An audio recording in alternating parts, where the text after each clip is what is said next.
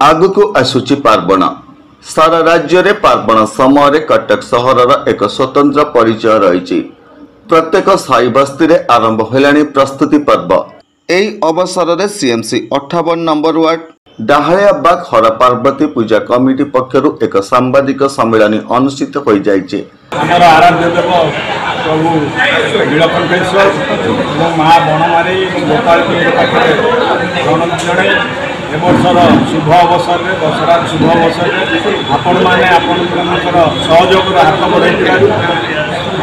समस्त सांबादिक बंधु मान कृतज्ञता जनाऊँ पूजा कमिटी तरफ और पूजा कमिटीर जो आभिमुख्य आम बहुत चेष्टा करूँ आम पूजा कमिटीर जो माहौलटा आम तैयारी करूँ मनीषर कर्ममय जीवन में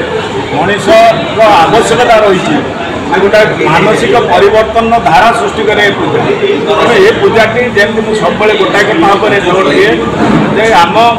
ग्रामर आम अंचल जो सबुठ तल स्तर जो लोकटी अच्छी सी जितेबाला अनुभव कर मो आनंद पाँच आम पूजा कमिटी आभिमुख्य निश्चित भाव सफल हो यही आशा विश्वास रखी पुणी आशा करुँच भाव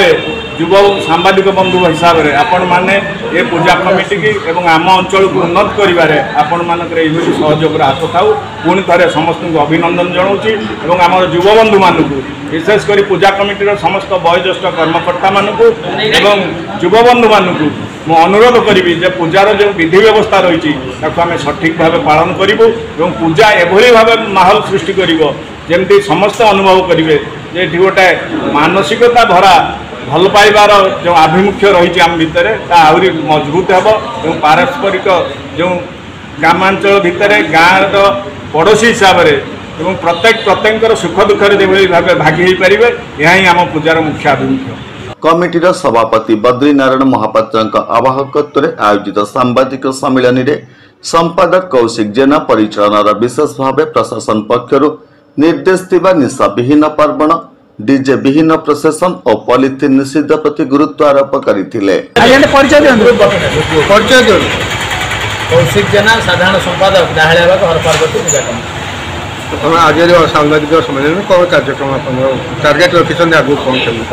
सर्वप्रथम डाहालियाबाग हर पार्वती पूजा कमिटी तरफ मीडिया माध्यम को शारदीय अभिनंदन जन आज प्रस्तुति बैठकर उद्देश्य एवं सांबादिक सम्मेलन उद्देश्य थिला 2024